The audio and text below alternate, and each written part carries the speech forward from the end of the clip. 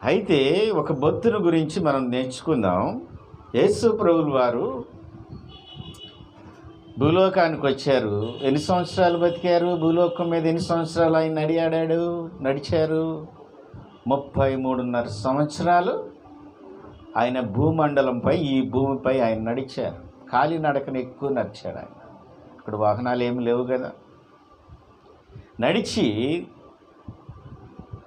30 సంవత్సరాలు మానవునిగా జీవించి చివరి 3.5 సంవత్సరాలు ఏం చేశాడు ఆయన? పరలోక సువార్తను, రాజ్య సువార్తను ప్రకటించాడు. తర్వాత ఏమైంది? యూదులు ఏం చేశారు? యూదులకు ఒక మాట, దేవుడు అనే మాట అంటానికి కూడా భయం అయింది వాళ్ళకి. అంత భయం దేవుడు అంటే. ప్రభువారు వచ్చి ఏమన్నారు? నేనే ఆ దేవుడిని అన్నాడు. యెహోవా దేవుడు నా తండ్రి అన్నాడు. వారు ఏం చేశారు? ఈయనే దేవుడు అంటాడేంటని వారు సిలువకు అప్పగించారు. ఆయన సిలువలో మరణించాడు, తన రక్తాన్ని కార్చాడు. మనందరికీ తెలుసు. ఒక మాట మీకు చెప్పాలి. బాప్తీసం తీసుకున్నవాళ్ళు ఎవరు? బాప్తీసం తీసుకున్నవాళ్ళు ప్రతిరోజు బాగా పట్టుకోండి, ఈ మనస్సు పొరల్లో బాగా జ్ఞాపకం చేసుకోండి. బాప్తీసం తీసుకున్న వారు అందరూ ఏం చేయాలంటే ప్రతిరోజు బల తీసుకోవాలి. కానీ మనకి అలాంటి పరిస్థితులు లేవు కాబట్టి ఏదో ఒక చిన్న గ్లాసు, మీరు మా భోజనం చేసేటప్పుడు చిన్న గ్లాసు ఉంటుంది కదా, దాంట్లో కొంచెం నీళ్ళు తీసుకుని అవి యేసు రక్తముగా స్మరించి, కొంచెము అన్నం, రోజు రొట్టి చేసుకునే పరిస్థితి లేనప్పుడు అన్నమే తీసుకుని దాన్నే దేవుని శరీరముగా జ్ఞాపకం చేసుకుని మొదటి ముద్దలో ఆయన శరీరము, ఆయన రక్తము తాగాలి. తాగేటప్పుడు ఒక జ్ఞాపకం పెట్టుకోవాలి మీరు. ఇది నా ప్రభువు నా కొరకు కాచాడు రక్తము, లేకపోతే నరకంలో ఉండేవాడిని, నేను పరిశుద్ధుని అవటానికి, నిత్య జీవంలో దేవునితో కలిసి ఆయన్ని ఘనపరచటానికి దేవుడు నా కొరకు చిందించిన యాగమని జ్ఞాపకం చేసుకుంటే ప్రతిరోజు ఖచ్చితంగా పరలోకంలో ఉంటారు. ఆమె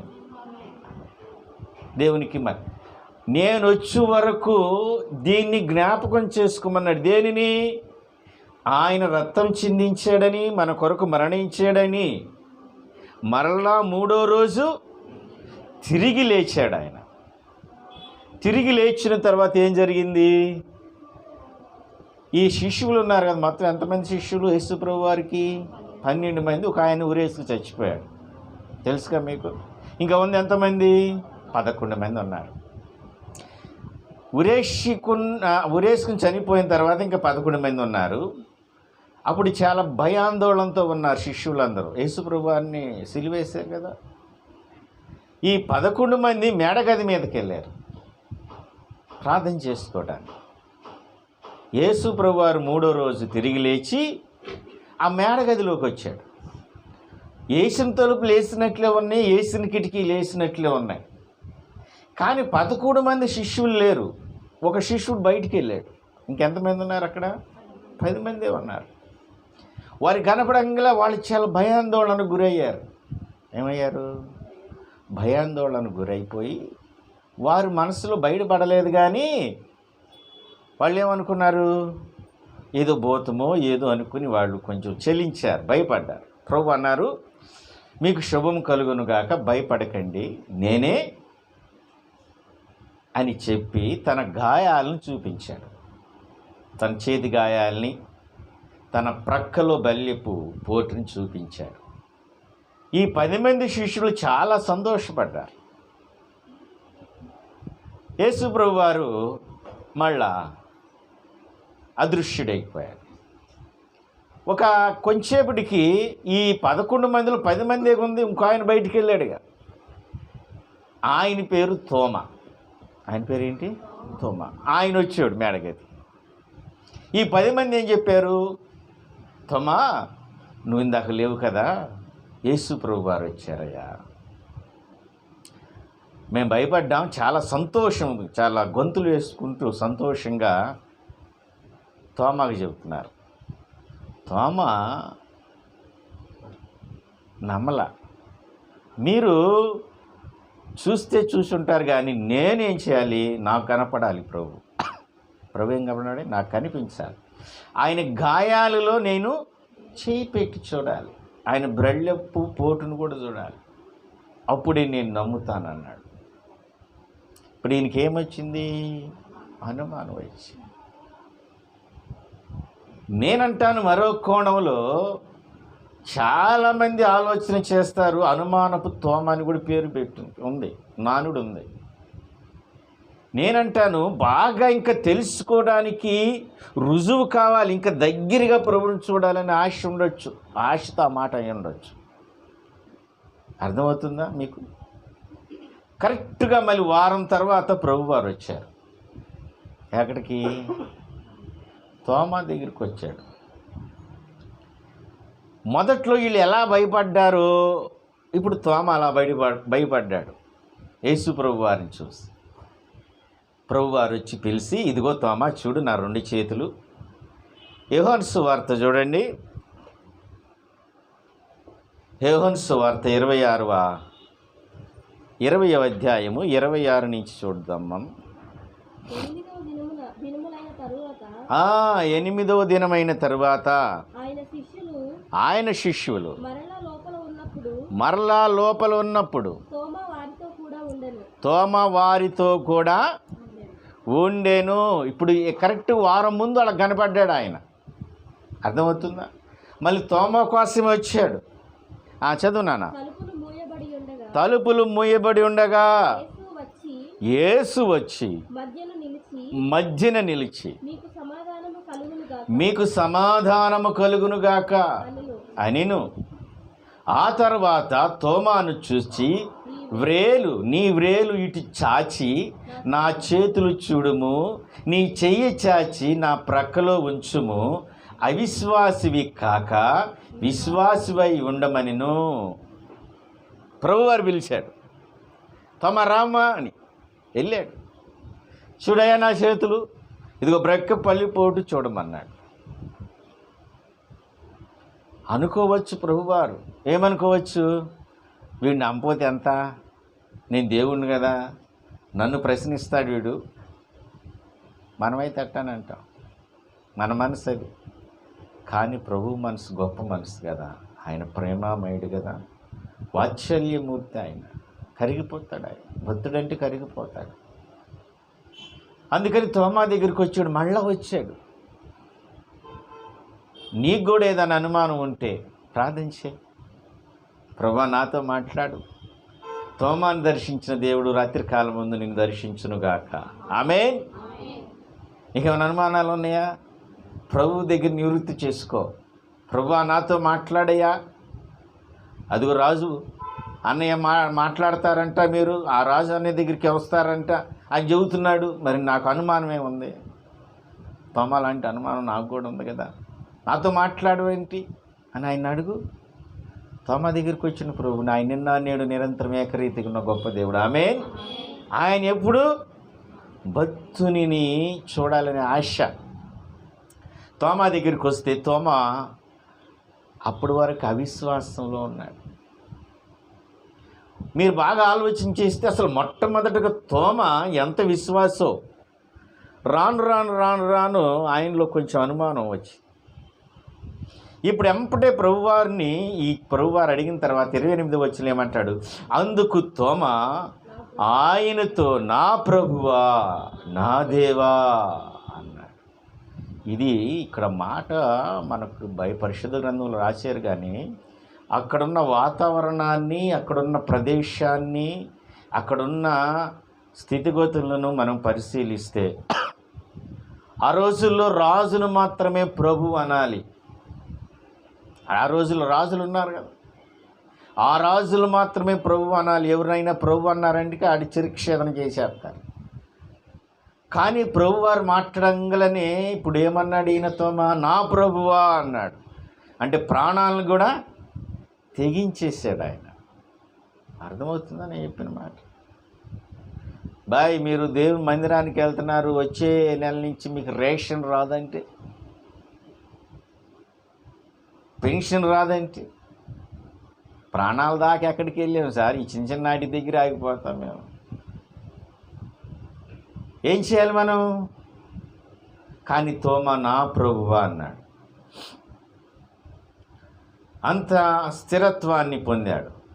తర్వాత ప్రభువారు ఏమంటున్నాడు 29వ వచనంలో, యేసు నీవు నన్ను చూసి నమ్మితివి, చూడక నమ్మిన వారు ధన్యులు అని ఆయనతో చెప్పాను. ఆమేన్. ప్రభువారు అన్నాడు, అబ్బాయి నువ్వు చూసి నమ్మావు, మనమందరం చూడకుండా నమ్మాం. ప్రభువారిని చూసారా మీరు? చూడాలి. మనం ధన్యులు, దేవునికి మహిమ కలుగునుగా. కానీ తోమ అంత భక్తిపరులం కాము, కానీ ఆయన అపారమైన కృపను బట్టి ఆయన యొక్క వాక్యాన్ని మనం చదివి విని భక్తులు చెప్పిన దాన్ని ఆయన అర్థం చేసుకుని ఆయన కార్యాలను మనం విని నమ్మాము. మనం ధన్యులమే, కానీ తోమ అంత భక్తిపరులు కామేమో. దేవునికి మహిమ కలుగునుగా. ఇలా ఉన్నప్పుడు ఇప్పుడు తోమా గురించి, ఇది తోమా అనుమానం పెనుపోతాం. డౌట్ రావచ్చు, డౌట్ ఉంటుంది. ఆ డౌట్ని నివృత్తి చేసుకోవాలి. సందేహం ఉంటుంది. అది మంచి సందేహమై ఉండాలి, పిచ్చి సందేహమై ఉండకూడదు. అయితే తర్వాత ఏమైందంటే ఈ శిష్యులందరినీ ప్రభువారు ఏం చేశారంటే భూలోకమంతటికి వెళ్ళి నా సువార్త ప్రకటించమన్నారు. ఏమన్నారు? అయితే ఈ తోమ ఎక్కడికి వెళ్ళాలి అని చీటీలు వేశారు. ఏమేశారు? చీటీలు వేశారు. ఆ చీటీల్లో భారతదేశానికి వెళ్ళమని తోమ పేరు మీద చీటీ వచ్చింది. అయితే దీని తర్వాత సంగతి ఏంటంటే ఆ చీటీకి వచ్చిన తర్వాత తోమ మంచి నైపుణ్యం కలిగిన వడ్రంగి. ఎవరైనా చాలా నైపుణ్యం కలిగిన వడ్రంగి ఆయన. అంత నైపుణ్యం ఆయన ఆ పనిలో. ఈ లోపల పేతురు గారు పెద్ద ఆయన వాళ్ళందరికీ, శిష్యులందరికీ ఆయన అంటున్నాడు వెళ్ళమంటున్నాడు. ఈ తోమ ఆయనేమో ఇండియాకి నేనెట్టలేదు, వారంతా శాపగ్రస్తమైన ఇండియా, విగ్రహారాధులు అని సంశయం పొందుతున్నాడు.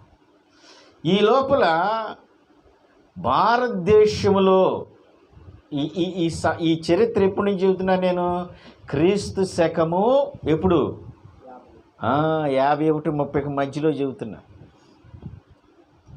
అప్పుడు ఒక రాజు ఉన్నాడు, గోండా పరస్ అనే రాజు ఒక ఆయన ఉన్నాడు. ఆయన ఏమనుకున్నాడు?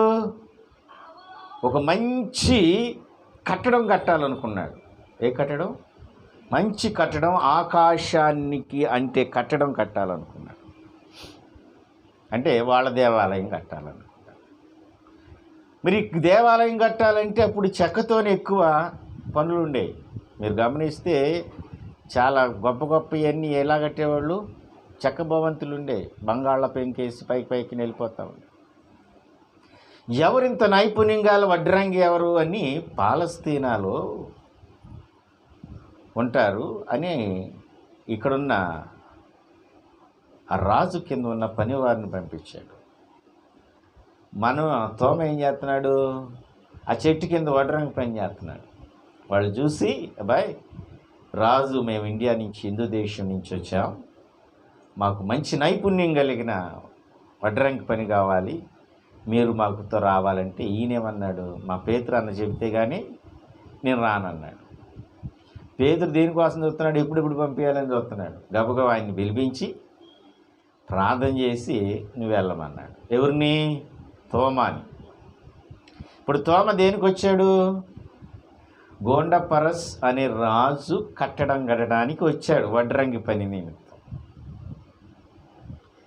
అంతకుముందు చీటీలు వేస్తే పరిచర్యకి ఇండియాకి వచ్చింది. పనిలో పని వచ్చాడు. వచ్చిన తర్వాత ఇక్కడ జరిగిన చాలా విలువైన మాటలు ఇవి. కొన్ని చరిత్రలో నుంచి మీకు దేవుని అపారమైన కృపను బట్టి నేను బాగా స్టడీ చేసి కొన్ని విషయాలు మీ ముందుకు తీసుకొస్తాను. తోమా గురించి అనేకమైన కథనాలు ఉన్నాయి, కానీ నేను సెర్చ్ చేసి నేను అర్థం చేసుకుని దేవుని కృపను బట్టి నాకు అర్థమైంది, పరిశుద్ధాత్మ దేవుడు నాకు ప్రేరేపించి మీ ముందుకు తీసుకొస్తాను. ఇప్పుడు రాజు పేరేంటి? గోండపరస్ రాజు. ఇప్పుడు ఈయన కట్టడం కట్టాలి, పెద్ద కట్టడం. ఎంత కట్టడం అది? ఆకాశాన్ని అంటే కట్టడం కట్టాలి. ఈ రాజుకి తమ్ముడు ఒక ఆయన ఉన్నాడు. రాజుకి ఎవరున్నాడు? తమ్ముడు ఉన్నారు. కొన్ని గ్రంథాలు ఏమైందంటే కొడుకని రాశారు, కానీ తమ్ముడు. ఈ గోండపరస్ రాగానే చాలా ద్రవ్యం అంటే డబ్బులు మన తోమాకి ఇస్తున్నాడు. అబ్బాయి తోమ ఏమంటున్నాడు? నువ్వు కట్టు అని చెప్పి డబ్బులు ద్రవ్యం అంతా ఇస్తున్నాడు. ఈ తోమ ఏం చేస్తున్నాడు? ఆ డబ్బులన్నీ తీసుకెళ్ళి పరిచర్య ఖర్చు పెడుతున్నాడు. మధ్యలో అడుగుతున్నాడు, అబ్బాయి ఎంతవరకు వచ్చింది? బ్రహ్మాండం అయిపోతుంది అన్నాడు. ఎప్పుడు చూడవచ్చు? నీ ఇష్టం వచ్చినప్పుడు చూడవచ్చు. ఇంకెన్ని రోజులు? దగ్గరగానే ఉంది. అన్ని పనులన్నీ జరుగుతున్నాయి, చాలా అంతస్తులు అయిపోయినాయి అంటున్నాడు. అక్కడ అసలు ఏమీ పని చేయట్లే అసలు. ఇదంతా దేనికి వాడుకొడుతున్నాడు? ఈయన ఏ ప్రాంతంలో ఉండే రాజు?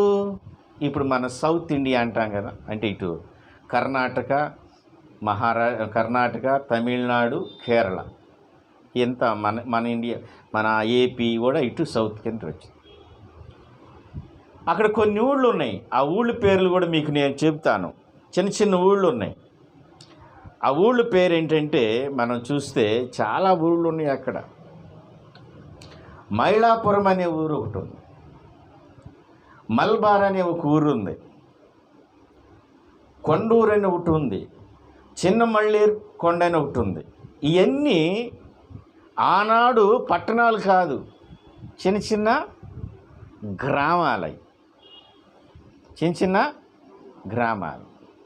చిన్నమళ్ళు అనే కొండపై ఈ తోమ ఉండేవాడు. అప్పుడు ఆయనకి నివాసం చేయటానికి కూడా స్థలం లేదు, ఇల్లు లేదు. ఆ గృహలో ఉండేవాడు, ఆ కొండ గృహలో, ఆ కొండ ఎక్కి ఆ గృహలో ఉండేవాడు. సరైన వసతి కూడా లేవు, కరెంట్ లేదు, రూట్లు లేవు, ఏమి లేవు. ఆ కొండ మీద ప్రార్థన చేసుకుంటూ ఉండేవాడు. ఎవరు? తోమ. అక్కడున్న పల్లెటూరులో, అక్కడున్న గ్రామంలో వాళ్ళందరూ వచ్చి అది పైన ప్రార్థన చేసుకుంటున్నాడు. ఒక ఆయన వెళ్ళి ప్రార్థన చేసుకుంటే ఆయనకు స్వస్థత కలిగింది. ఎవరికి? వెళ్ళిన ఆయనకి. ఆ నోట అందరికి ఆ కొండ ఎరికైపోయింది. ఎవరు ఉంటున్నారంటే తోమ ఉంటున్నాడు. ఆ పల్లెటూరులో వాళ్ళందరూ వచ్చేవాళ్ళు, సాయంత్రానికి కొండ దగ్గరికి వెళ్ళేవాళ్ళు, ఆయన ప్రార్థన చేసేవాడు, వాకింగ్ చెప్పేవాడు. కానీ ఆ ప్రాంతంలో 10 మైళ్ళ దూరంలో అసలు పచ్చి మంచినీళ్ళు ఉండేవి కాదు. ఏ నీళ్ళు? తాగటానికి నీళ్ళు ఉండేవి. ఈ బొత్తులందరూ వెళ్ళి తోమాని అడిగితే, తోమా దగ్గర ఒక కర్ర ఉంటే ఆ కర్ర పెట్టి కొండను కొడతాడు. ఇప్పటికి కూడా ఆ దారి అట్లానే వస్తుంది. దేవునికి మహిమ కలుగునుగా. థోమస్ క్లివ్ అని కొండ ఒకటి ఉంది, మద్రాసు వెళ్తే. ఎప్పుడన్నా దేవుడి కృప చూపిస్తే వెళ్ళి చూసినాయండి ఆయన తోమా సమాధి అయ్యాను. ఆ నీళ్లు అందరు తాగేవాడు. ఫస్ట్ అద్భుతం అది. ఇప్పుడు కూడా కొండలో నుంచి ఆ తోమా పుట్టిన దారి వస్తూనే ఉంది. ఆ దారిలో చిన్న ముళ్ళు కట్టి, చెరువులు కట్టి ఇప్పుడు కూడా దాన్ని వాడుకుంటున్నారు. ఈ లోపల అట్లా ఉంటున్నదలికి అక్కడ అర్చకులు ఉన్నారు. అర్చకులు అంటే కాళీమాత, కాళీదేవి అంట, కాళికాదేవి అంటారు తెలుసు. అది వారి ఆరాధన దేవత. బ్రాహ్మణులు ఉండేవాడు. అంటే ఇప్పుడు బ్రాహ్మణులు, వాళ్ళు నల్ల బ్రాహ్మణులు. ఎవరు? అక్కడ వాళ్ళు బ్రాహ్మణులు, నల్ల బ్రాహ్మణులు అక్కడ. అంటే చరిత్ర చెబుతున్న సత్యాలు ఇవి. వాళ్ళు కాళికాదేవిని ఆరాధించు, అన్ని దేవతలను ఆరాధించేవారు. ఇక్కడ ఆ కొనలో రోజు స్నానం చేసేవారు. ఎవరు? ఈ తోమా, ఒకరోజు తోమ వెళ్తుంటే ఈ అర్చకులు బ్రాహ్మణులు అర్ధనగ్నం అంటే ఏం చేస్తారు, దోవతి ఒకటి కట్టుకుంటారు. దోవతి అంటే ఒక చిన్న పంచి లాంటి. అర్ధనగ్నం ఒక షర్టు ఏముండదు, ఒక దోవతి ఉంటుంది అంటే పంచె. వాళ్ళని చూసి ఆశ్చర్యపోయాడు ఎవరు తోమ. ఇదేంది అర్ధనగ్నంగా ఉండి స్నానాలు చేస్తున్నారు, ఉదయాన్నే దోషులు ఎత్తుతున్నారు, అక్కడ ఏదో సూర్యుడికి నమస్కారం చేస్తున్నారు. నీళ్ళు అడిగాడు, అబ్బాయి ఏం చేస్తున్నారు మీరు అన్నాడు. మా దేవతను ఆరాధిస్తున్నాం, అదిగో సూర్యభగవానుడు మా దేవుడు, నీళ్లను వాళ్ళకి నేను అర్పిస్తున్నానని నీళ్లు దోషులతో పోసి మంత్రాలు తోడు. ఈయనకి డౌట్ వచ్చి మరి నీళ్ళు తాగట్లేదు ఏంది ఆయన అన్నాడు. పోసిన నీళ్లు పోసినట్టు కింద పడుతున్నాయి కదా, ఆయన ఎక్కడ తీసుకుంటున్నాడు, ఆయన తీసుకోవటం లేదు కదా అన్నాడు. ఆయన అక్కడి నుంచి వచ్చాడు తెలియదు కదా. వీళ్ళు ఏదో చెప్పారు, మీ దేవుడు అర్పణ అంగీకరించడేమో కానీ నేను ఆరాధించే దేవుడు నా అర్పణ అంగీకరిస్తానన్నాడు. దేవునికి మహిమ కలుగునుగా. ఆమె వాళ్ళు అన్నారు, ఎట్లా కల్పిస్తాడు చూడు. ఆయన ఆ చెరువులో నుంచి, ఆ నది కాదు చెరువు, ఆ దోషుడు తీస్తే మొట్టమొదటి దేవుని కృప, దేవుని మహత్యమైన కార్యం. ఆ నీళ్ళల్లో దోషుడి నీళ్ళు దింగితే ఆ దోషుడి గుంట అట్లానే నిలిచిపోయింది. దేవునికి మహిమ కలుగునుగా. ఆ బ్రాహ్మణులు అందరూ నీళ్ళు నెడుతున్నారు, దాన్ని ఏం చేయాలి?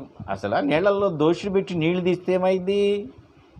గుండపడిద్దా? పడదు కదా, ఆక్రమించేసిద్ది. కానీ ఈ తోమ దోషుడితో నీళ్ళు దిగలే, ఎంతైతే దోషుడు తీసాడో అంత గుంట ఆ నీళ్ళల్లో అట్లా వాళ్ళందరూ చూస్తున్నారు.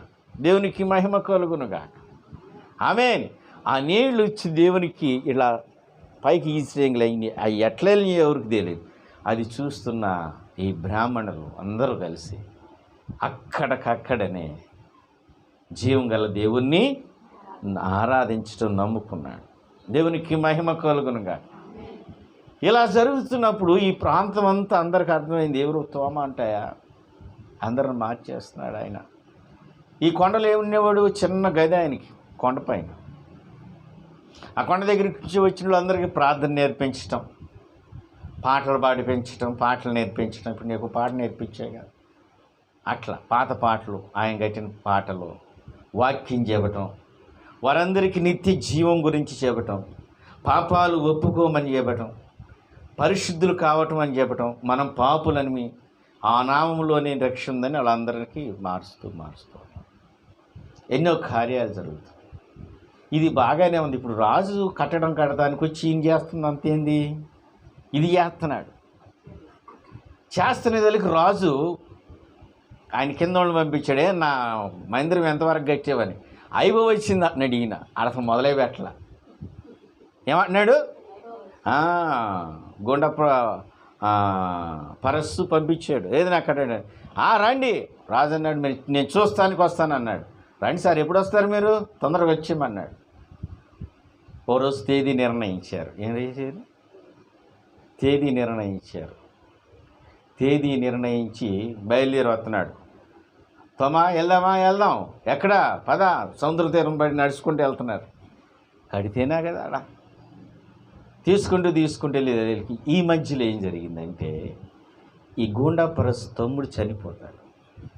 ఎవరు, తమ్ముడు చనిపోయిన తర్వాత, ఇది సత్యం, నేను చెబుతున్న ప్రతి మాట సత్యం. అంటే తోమా గురించి మీరు ఎంత వింటారో కానీ, ఆయన మన భారతదేశానికి వచ్చి చీకటిగా ఉన్న ఈ దేశాన్ని దేవుని యొక్క వెలుగును ప్రకాశింపచేసిన గొప్ప దైవభక్తుడు ఆ తోమా. అయితే ఈ లోపల తమ్ముడు చనిపోతాడు. తమ్ముడిని ఎవరు తీసుకెళ్లారు, దేవదూతలు తీసుకెళ్లారు. ఆ పరలోకంలో మొత్తం తిప్పుతూనే బంగారు వీధుల్లో తిరుగుతుంటే ఒక చాటుకు వచ్చిన తర్వాత ఒక గుడిసె కనపడింది.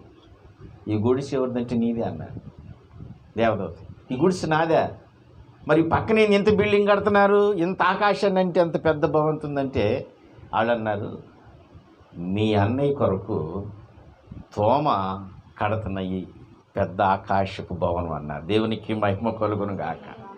ఇప్పుడు ఏం కడుతున్నాడు తోమ, భూలోకంలో గడదల్లా ఈ డబ్బులన్నీ తీసుకెళ్ళి ఏం చేస్తున్నాడు, గుండప్ప పరస్సు యొక్క ద్రవ్యం అంతా తీసుకెళ్ళి ఏం చేస్తున్నాడు, పరిచర్యకు వాడుతున్నాడు. ప్రభువారు అన్నారుగా, మీరు భూలోకంలో కూర్చుకోకుండా దొంగలు ఉంటారు, చెమటలు కొడతాయి, అన్నీ పోతాయి, పరలోకంలో కూర్చుకోండి. అది మీకు దొంగలు ఉండరు, చెమట కొట్టదు, ఏది కొట్టదు, అది శాశ్వతంగా ఉండిద్ది అన్నారు. ఇప్పుడు అగప్ప ఆ గూండా పరస్సు కట్టిన డబ్బులని ఏం చేస్తున్నాడు తోమా? పరిచర్య నిమిత్తం. ఇప్పుడు ఆకాశంలో పరలోకంలో ఎంత పెద్ద బిల్డింగ్, ఆకాశాన్ని ఎంత బిల్డింగ్ కడుతున్నాడు.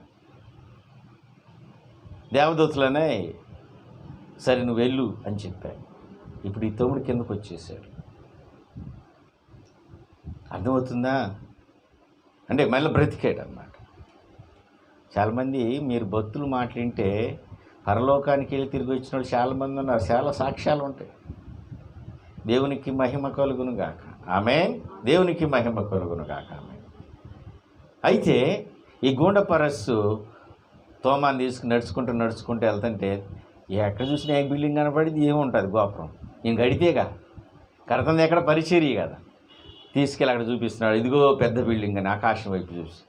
ఆయనకి మెంటలు ఎక్కువైంది. ఇదేంది ఆకాశంలో చెప్పి ఇదిగో బిల్డింగ్ ఉంటున్నాడు, నాకేం కనపడతలే, నీకేం కనపడుతుంది, అదిగో చూడు ఎంత పెద్ద బిల్డింగ్ అంటున్నాడు తోమ. నేను కోపం వచ్చేసింది. ఏంది ఈ పని చేస్తాడు, ఇన్ని రోజుల నుంచి ఇంత ద్రవ్యం, ఇన్ని డబ్బులు, ఇంత పరివారం, ఇంత చేస్తున్నా కూడా ఈయనేం చేశాడని కోపంతో ఇతన్ని ఏదో చేయలేని ఇంటికి వస్తే ఇంటి దగ్గర ఎవరు ఉన్నారు, మళ్ళా వాళ్ళ తమ్ముడు బ్రతికొచ్చున్నాడు. వాడి తమ్ముడు చెప్పాడు, అనయ్య పరలోకంలో నీ కోసం తోమ కడుతుంది, నేను చూసి వచ్చాను. దేవునికి మహిమ కలుగును. అప్పుడు ఈ గూండా పరస్సు ఏం చేశాడు? సాక్షాత్తు దేవాతి దేవుణ్ణి నమ్ముకున్నాడు. దేవునికి మహిమ కలుగునుగాక. ఆమేన్. ఆ గూండా పరస్సు రాజు ఈ పరిచర్య బాగా విస్తరించడానికి ఆర్థిక సహాయం చాలా తోమాకు చేశాడు. ఇలా కొనసాగుతూ ఉండే తల్లికి ఈ కాళికను ఆరాధించే ఈ బ్రాహ్మణ వర్గానికి చెందినవారు తోమాని చంపేయాలని నిర్ణయించుకున్నారు. ఏం చేశారు? నిర్ణయించుకున్నారు. అబ్బాయి పగలు చంపేయడానికి కుదరదు, ఎందుకంటే ఆయన చుట్టూరు జనాలు అందరూ ఉంటారు. ఈయన చంపేయాలంటే రాత్రే చంపేయాలి. ఎలా చంపేయాలి? ఆయనకు కొండ ఒకటి ఉంది కదా, ఆ కొండలోకి వెళ్ళిన తర్వాత రాత్రి 9ంటికి వెళ్దాం, మనం చీకట్లో చంపేద్దాం అని నిర్ణయించుకుని బళ్ళాలు మారణాయుధాలు తీసుకుని కొండ దగ్గరికి వెళ్ళారు. తోమ ఏం చేస్తాడు? లోనికి వెళ్ళి చిన్న రూమ్, అది కొండ ఇప్పుడు కూడా ఉంది, థామస్ మౌంటైన్. మీరు వెళ్ళి చూడవచ్చు. ఆయన చేసిన ప్రార్థన స్థలాన్ని కూడా చూడవచ్చు. ఆయనకి వెళ్ళి మోకరించి ప్రార్థన చేసుకుంటున్నారు. వీళ్ళు ఏంది బయటకు వస్తే చంపాలనుకుంటున్నారు. 9 అవుతుంది రాట్లా, ఇంకో గంట చూద్దాం, 3 అవుతుంది రాట్లా. అబ్బాయి ఈయన వచ్చేదొచ్చి లేడు, ఇదేదో ప్రార్థన చేస్తున్నాడు పొద్దాక, మనం లోనకి వెళ్ళకూడదు. ఆయన శబ్దాన్ని చూసి బళ్ళాన్ని ఇసిరేద్దాం అనుకున్నారు. అట్లానే ఆయన ప్రార్థనా శబ్దాన్ని చూసి ఆ రాత్రి కాల సమయంలో పెద్ద బళ్ళెము తీసుకుని ఒక ఇసురేగానే ప్రభు ఎట్లా గుచ్చుకుందో బళ్ళెం అలా గుచ్చుకుంది. ఇక్కడ అబద్ధుడు మరుక్షణంలో చూడగానే ప్రభు గుర్తుకొచ్చాడు. ఆనాడు ప్రభువుని అడిగాడు మేడగదిలో, నీ చేతులు చూడాలి, నేను నీ ప్రక్కలో బళ్ళాన్ని నేను చూడాలన్న మాట గుర్తుకొచ్చి ఆ రక్తమంతా కారిపోతుంటూ బయటకు వచ్చి హతసాక్షిగా మరణించాడు. ఆయన తీసుకొచ్చిన ఆ జీవము, ఆయనే మన పాపములను పరిహరించి, ఈ లోపల ఒక మాట ప్రభువారు ఒక మాట అడిగాడు. ఎవరు? తోమ ఒక మాట అడిగాడు. ప్రశ్నలు ఎక్కువ కదా ఆయనకి, అనుమానం ఎక్కువ. ప్రభువారు అన్నారు, చూడమ్మా యోహాను సువార్త 11:11 చూడు. దేవునికి చాలా ఇష్టమైన కుటుంబం ఒకటి ఉంది బేతనీలో. ప్రభువారు పరిచర్య అంతా గ్రామాల్లో చేయటానికి ఆ ఇల్లు చాలా ఇష్టం, ఆ గ్రామం ఇష్టం. ఆమె ఎందుకంత అంటే ప్రభువారు ఆ కుటుంబంలో వారిని అంతగా ప్రేమించేవాడు, అంతగా ఇష్టం. అదే ఎవరు? మార్తా, మరియా, లాజరు. వారింట్లో ఉంటాడు. అంత ప్రేమిస్తాడు. దేవునికి మహిమ కలుగుతుంది. ఇప్పుడు వీళ్ళు కబురు పెళ్ళి, ఇప్పుడు ఎవరికి జబ్బు వచ్చింది? లాజరుకి జబ్బు వచ్చింది. వీళ్ళు కబురు పెట్టారు ఎవరికి? యేసు ప్రభు వారికి. తొందరగా ఈయన చనిపోతున్నాడు, నువ్వు వస్తే బ్రతికిస్తామని. కానీ ప్రభువారు రాలా. ఎవరు రాలేదు? ప్రభువారు రాలా. లాజరు చనిపోయాడు. సరే అక్కడికి వెళ్దామని ప్రభువారు అన్నాడు. ఇక్కడ గొప్ప మాట ఏంటంటే, చనిపోయాడని ప్రభువారు అంటలా, లాజరు నిద్రిస్తున్నాడు అన్నాడు. ఇప్పుడు మీరు పట్టుకోవాలి, చాలామంది మరణం అంటే భయం, చనిపోతామేమో అంటే భయం, దాన్ని తీసేసుకోండి. ప్రభువారు ఇచ్చిన నిర్వచనం ఏంది? నిద్ర. నిద్రపోయే వాళ్ళు ఏం చేస్తారు? మళ్ళా మేల్కొంటారు. ఇప్పుడు నిద్రపోయే వాళ్ళందరూ ఏం చేస్తారు? మళ్ళా ప్రభు వచ్చినప్పుడు మేల్కొంటారు. మేల్కొని మళ్ళీ ప్రభుతో కూడా నిత్య జీవానికి వెళ్తారు. లాజరు నిద్రించుతున్నాడు, ఆయన దగ్గరికి వెళ్ళాలి అని వీళ్ళు అంటున్నారు. 10:31 రండి.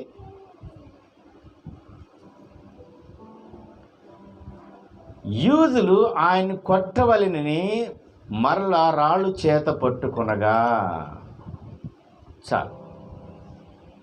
ఇప్పుడు ప్రభువారి అక్కడికి వెళ్తే ఏం చేస్తారు? వాళ్ళు రాళ్లతో కొడతారు. ఎవరిని? ప్రభువారిని, యేసు ప్రభువారు. ఎందుకు కొడతారు వాళ్ళు? ఈయనేమో నేనే దేవుణ్ణి అంటున్నాడు, యూదులకు పడదల్లా.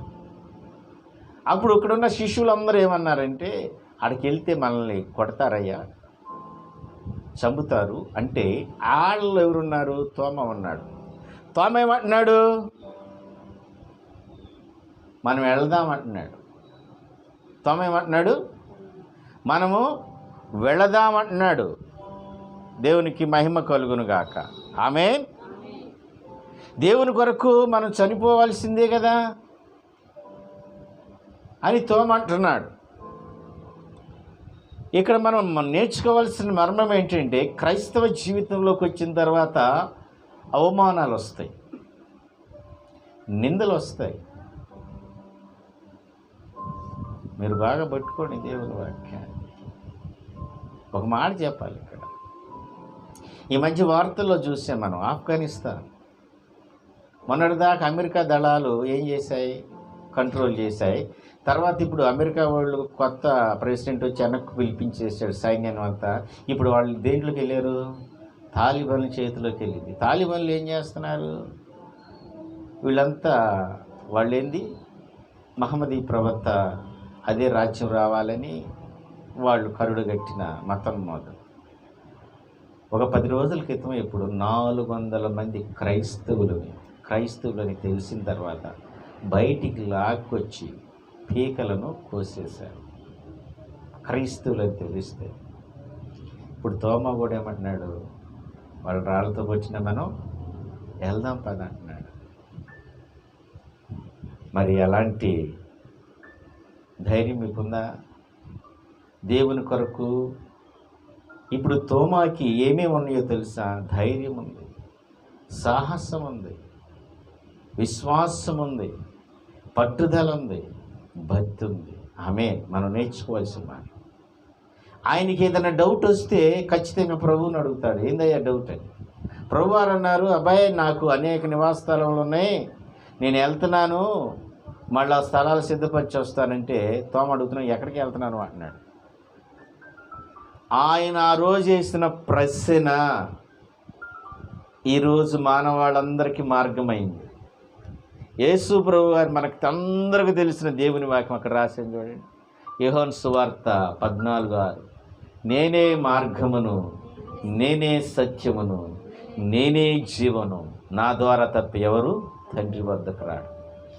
ఈ స్టేట్మెంట్ రావటానికి ప్రధాన కారకుడు ఎవరు? తోమ అడిగాడు, మేము ఎలా రావాలయ్యా, నువ్వు ఎక్కడికి వెళ్తున్నావంటే ప్రభువారు చెబుతున్నాడు. ఆ రోజు ఆయన ప్రశ్న వేయకపోతే ఇది అసలు ట్యాగ్ లైన్ అయిపోయింది మనకి. అవునా కదా? యేసు ప్రభువారు అనగానే మనకు వాక్యం గుర్తుకొచ్చింది ఏంటి? నేనే మార్గమును, సత్యమును, జీవము అయి ఉన్నాడు. ఆయన ద్వారా తప్ప ఎవరు దేవుని తండ్రి వద్దకు. ఆయన మనల్ని జీవంలోకి నడిపించే గొప్ప దేవుడు, అసత్యంలో నుంచి సత్యంలోకి నడిపించే గొప్ప ప్రభు ఆయన. ఆయన తప్ప వేరే మార్గమే లేదు లేదు. ఆనాడు ఆ తోమ ఆ ప్రశ్న వేయకపోతే ఇంత గొప్ప మాట మనకు అసలు ఆ మార్గమే తెలిసేది కాదు. దేవునికి మహిమ కలుగును కానీ. అంత గొప్ప తోమ, అంత భక్తి కలిగిన వాడు తోమ. నువ్వు భక్తి కలిగి ఉంటే నీలో శక్తి ఉంటుంది. అదొక్కటే నేను చెప్పగలుగుతాను. భక్తిలో నువ్వు ఎంతవరకు భక్తి చేస్తున్నావు, నువ్వు భక్తిపరుడువా అంటే ఆ భక్తిలో శక్తి ఉంటుంది. ఆమేన్. సంసోను ఉన్నాడు. దేవుడు భక్తి చేసినంతసేపు దేవుడు ఎవరితో ఉన్నాడు? సంసోనుతో ఉన్నాడు. సంసోనుకి ఎంత బలం? చాలా బలం. ఎప్పుడైతే దేవుని ఆత్మ అతన్ని విడిచిపోయిందో, భక్తిహీనుడయ్యాడో, తనలో ఏం లేదు, శక్తి లేదు. నువ్వు భక్తి చేస్తున్నావంటే ఖచ్చితంగా శక్తి నీలో ఉంటుంది. ఆమేన్. మనం భక్తి చేస్తున్నా కానీ దాని శక్తిని ఆశ్రయించలేకపోతున్నాం. తోమాలాగా ఈ చీకటి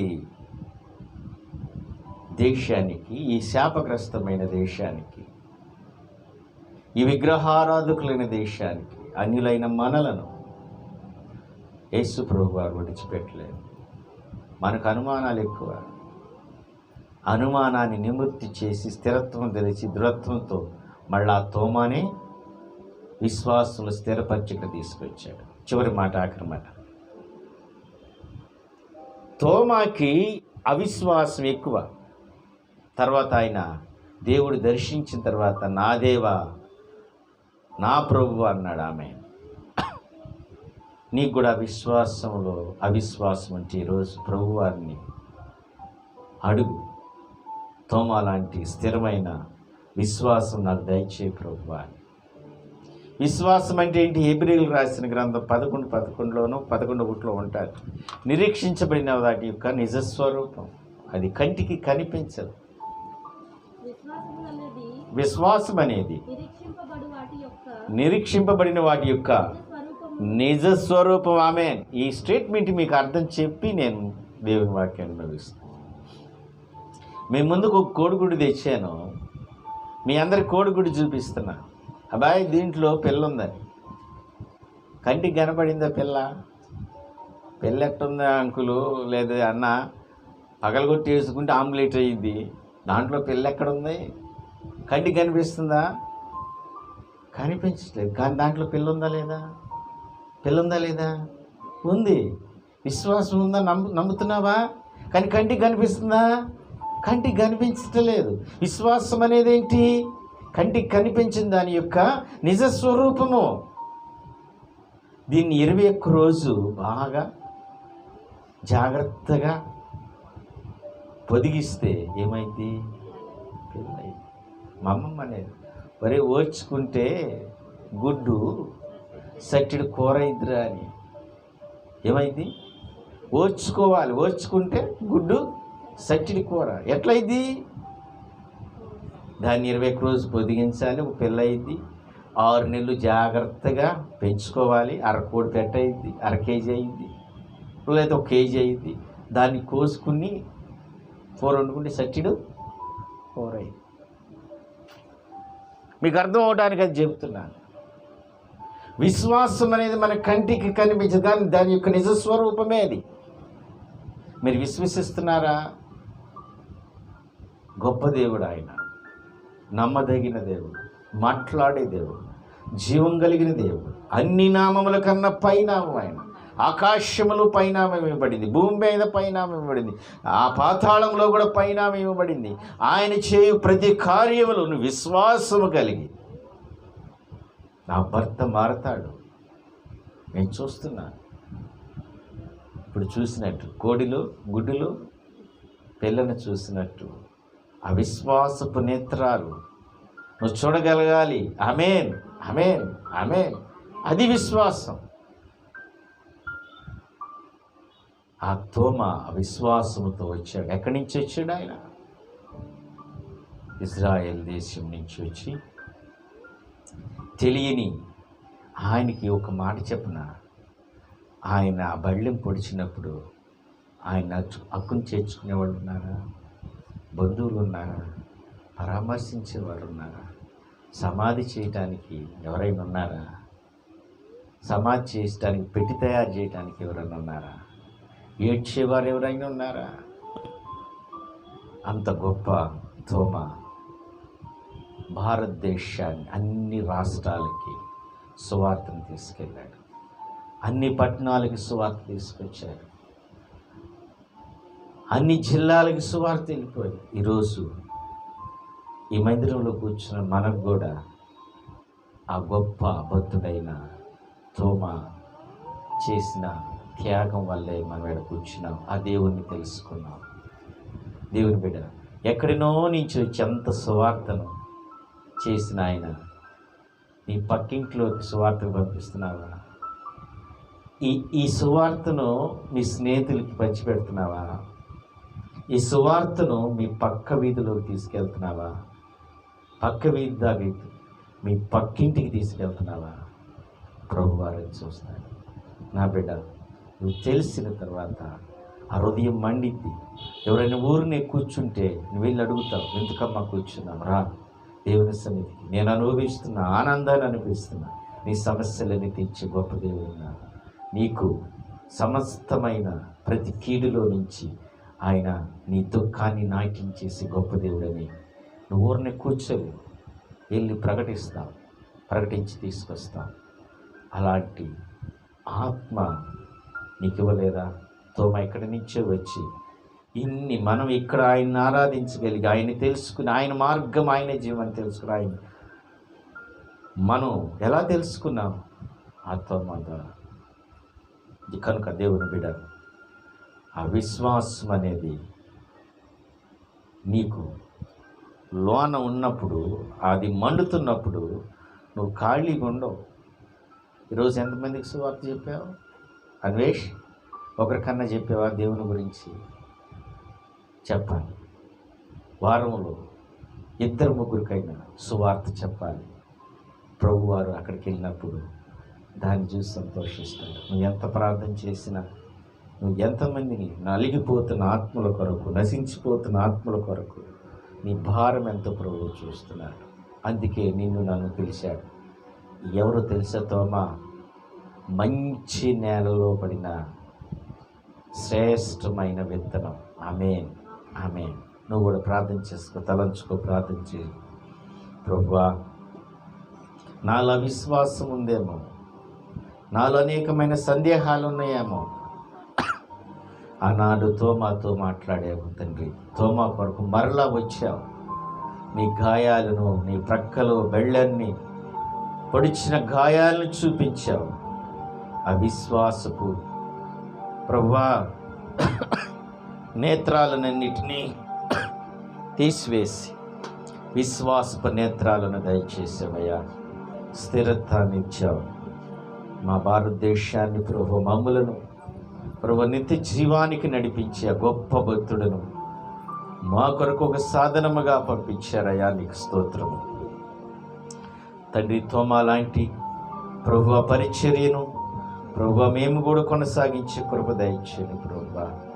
ఆనాడు ఎవరు లేరు ప్రభు, తోమాకు భారతదేశంలో ఎవరు లేరయ్యా, ఎవరు లేరు. ఈనాడైతే మేమందరము ఉన్నాము తండ్రి. ప్రభు, అబద్ధుడు చలికి వణికాడు, గృహము లేదు, తినటానికి లేదు. ఎంతో అక్కడున్న బ్రాహ్మణ వర్గాలన్నీ, అక్కడున్న పరిస్థితులన్నీ అవమానపరిచాయి. ఆయన ఇబ్బంది పెట్టారు, అనేక రకాలుగా ఇబ్బందులకు గురి చేశారు. కానీ నీ పరిచర్య, నీ జీవపు మాటను ప్రకటిస్తూనే ఉన్నాడయ్యా. ఎంతోమందికి ప్రభు నిత్య జీవానికి వారసులు చేశాడు. ఎంతోమందిని ప్రభు నాయన భారతదేశాన్ని ప్రభు జీవం కలిగిన పరలోకపు పట్టణానికి చేర్చాడయ్యా. అంత గొప్ప తోమాకు మమ్మల్ని గుర్తు చేశారయ్యా. నీ కొందనాలు. వాటన్నిటికీ మించినది మా కొరకు మీరు చిందించారు. మామూలు ప్రభు నిత్య జీవానికి వెళ్ళడానికి నీ ప్రాణం పెట్టారయ్యా. అందరూ పెట్టి నీ కొందనాలు అయ్యా. మేము కూడా ప్రభు అవిశ్వాసం మాలో నుంచి తీసివేయండి. విశ్వాసపు నేత్రాలను ప్రభు మాకు దయచేయండి ప్రభు. నీ సువార్తను ప్రకటించే రథాలుగా, నీ సువార్తను ప్రకటించే వాహనాలుగా మమ్మల్ని మార్చండి ప్రభు. నీ వాక్యాన్ని ప్రభు, నీ జీవాన్ని ప్రభు నా రక్త సంబంధులకు చేరవేస్తాను. నా కుటుంబంలో వారందరినీ ఇచ్చారు ప్రభువా, నీ వైపు తిప్పుతాను. నా వీధిలో ఉన్న వారి అందరినీ ప్రభువా నీ వైపు తిప్పుతానయ్యా. నన్ను దర్శించండి ప్రభువా. ఆయన తోమా లాంటి భక్తి జీవితాన్ని ఇవ్వమని ప్రభువు నాడు. తోమా లాంటి ధైర్య సహవాసాలను ప్రభు నీకు ఇవ్వాలని కోరుకో. ప్రభు మీద ఆయన ఆనుకున్నాడు. చివరి తన ప్రాణాన్ని కూడా అర్పించారు. ఆనాడు బల్యంతో పొడుస్తున్నప్పుడు నా ప్రభు పరలోకంలో ఉన్న దేవదూతలు ప్రభువారు చూస్తున్నారు, ఇదంతా చూస్తున్నారు. నా బిడ్డ ఈ చీకటి కలిగిన ఈ శాపగ్రస్తమైన ఈ బిడ్డలను వెలిగించడానికి తన ప్రాణాలు అర్పగించాడు. ఈ భూలోకంలో ఉన్న శాపాన్ని, భూలోకంలో ఉన్న పాపాన్ని తొలగించడానికి నా ప్రభువారు కల్వరిగిరిలో రక్తాన్ని కాల్చాడు. దేవుని బిడ్డ దేవుని పాదాలు పట్టుకో. నువ్వు భక్తి చేస్తున్నావంటే దాన్ని ఆ శక్తిని ఆశ్రయించి బిడ్డగా ఉండు. నువ్వు చేస్తున్న భక్తి, నువ్వు చేస్తున్న దేవుని సేవ దేవునికి ఇష్టమైందిగా ఉండాలి. ఆయన నిన్ను చూసి బడా మంచి దాసుడా,